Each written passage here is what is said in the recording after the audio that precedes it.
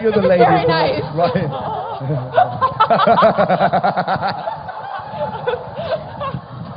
Looks like Brave, that Disney film. I am the walking Brave trailer. Yeah. Sorry. Right. I expect many GIFs on Tumblr of this right now. If you could have tea with any historical figure, go back in the TARDIS, have tea with anyone, who would you have tea with? Well done. Under difficult circumstances. Bravo. Kaza, who would you have tea with? Me. Probably Elvis. I love him. Yeah, for Elvis. Yeah. Probably John Lennon, I think. But that's just going back, you know. Or I don't know, Rasputin maybe. That would be quite a baby. Yeah. Probably either. It's a tough one. I think the Doctor and Einstein would be great pals. Or I also think the Doctor and Roger Rabbit would be great pals. So maybe Roger Rabbit, I think, and Einstein can have two. Hi, this is a question for Matt, even though I love Arthur and Karen as well. But since the Time Wars, Doctor has only had human companions instead of extraterrestrial. Just wondering if he's considering Earth his second home, his new home, since he no longer has one. What your thoughts are on that? It's a good question. Yeah, I think absolutely the Doctor does feel... I mean, what's wonderful about him is that he's so, as a character, he envies human beings because he can never be part of it. He can never be part of Christmas Day, really. He doesn't really understand. Why would you marry one person? Why? Why not just find a succession of hot chicks and pick them up? That's what he does. And he travels around, and then he just leaves them when he wants. But I think he envies human beings, and I love seeing him in an Earth capacity because I think that's when it reveals what an alien he actually is. Yeah.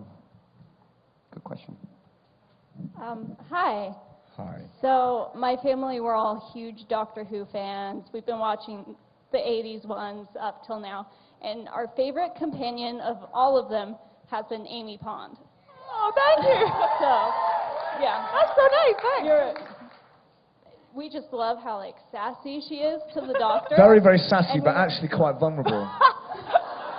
Which is all I ever play. Well, we all sort of wondered how much of that is written into the character and how much of that do you bring to the character? It's all me. No, she was, the writing, when I first read it, I kind of got quite a strong instinct from it that she was quite sassy. But actually quite vulnerable. But actually vulnerable on the inside. The writing does lend itself to that. But hopefully I've brought bits of You've sassed it up. Yeah, and I mean, kind of Stephen does something with the writing of women, doesn't he? He writes. If you notice, most of his female characters are quite sassy. Yeah, sort of bold and brilliant and sexy. River's song is even sassier. Yeah. Hey! Hey! Kiss the ground. Okay, well, my question's for each one of you individually, and it's a little personal because through your time on Doctor Who, you each have come to mean something to all of us as fans. I know personally, Arthur, you've shown me through your Rory that there are good men out there.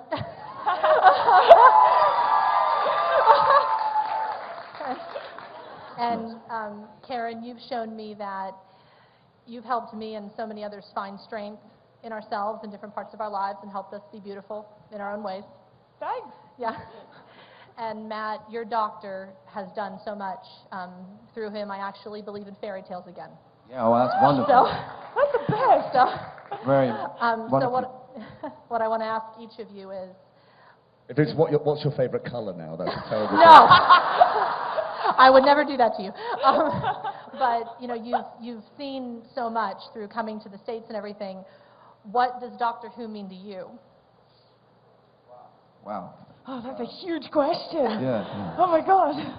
Well, it's completely transformed my life. Yeah.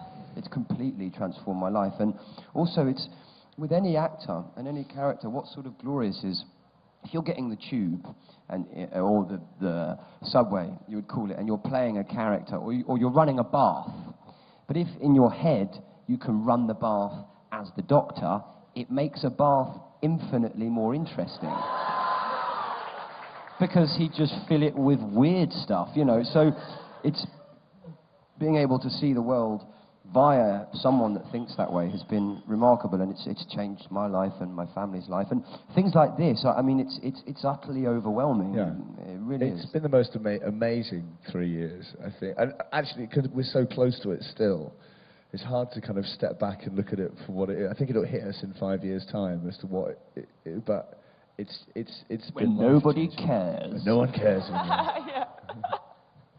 Oh man, I guess, yeah, it has changed my life in so many ways as well. And I have to say, much as I don't want to, I've made 2 very good friends on this show. Oh. I do quite like them. True, yeah. We're the best of friends, We really I think, are. aren't we? Yeah. It's fun. We're so cheesy. Yeah. I really love you guys. I love you so much. Thank you. Hi, so my question is for Matt. As we all know, you have a new hat every year. Can you tell us what the next hat is? And if not, can you tell us what hat you would like? It's a bowler hat. You know, but I still think, for me, it's the fez still wins. Because the fez is silly. Nice fez. Fezzes are cool. Everyone loves the Fez. Yeah.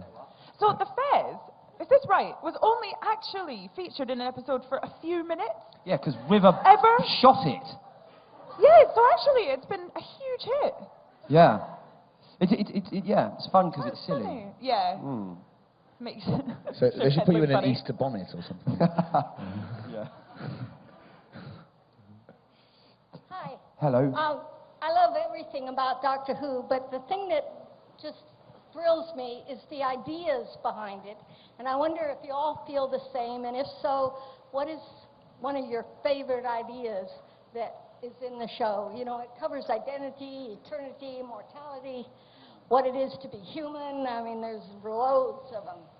Thanks. I think, well, personally, just it's been really interesting for me playing a character who is such a good person. But you know, but he really is. It's been a bloody stretch, Arthur, hasn't it? Frankly? I know, man. So I've learned a lot about, you know, right and wrong, and, you know, but I think that's really good. And I was kind of trying to think of other characters who are just completely good, and I think that's a real, you know, I think that's a really good thing. I quite like this idea of the extraordinary happening to the ordinary. I think that's a winning formula, and you see it in so many shows actually. Even like talent shows, it's that kind of thing, isn't it? I just love that. So getting to play that was really cool. Yeah, and it's, I mean, what's incredible about it is, at its very core, it's quite simple. It's about a silly man who turns up with a ball of string and a toaster to save the day. But within that, you're not bound by logic, by time, by genre, by place, by space, or really by what your character does, because he can do anything. And so it sort of gives, and you know, just also sort of being close to the central concept of time travel. It's magic. It's a magic thing. And it's amazing to be part of a show that when you get a script, you really don't know, because the possibilities are just endless, and it's like it could be anything, and that's really rewarding, exciting. really rewarding, and I'm pleased that it translates to you in that way, because that means it's doing what it should. So thanks. Hi. Hi. My question is for Matt.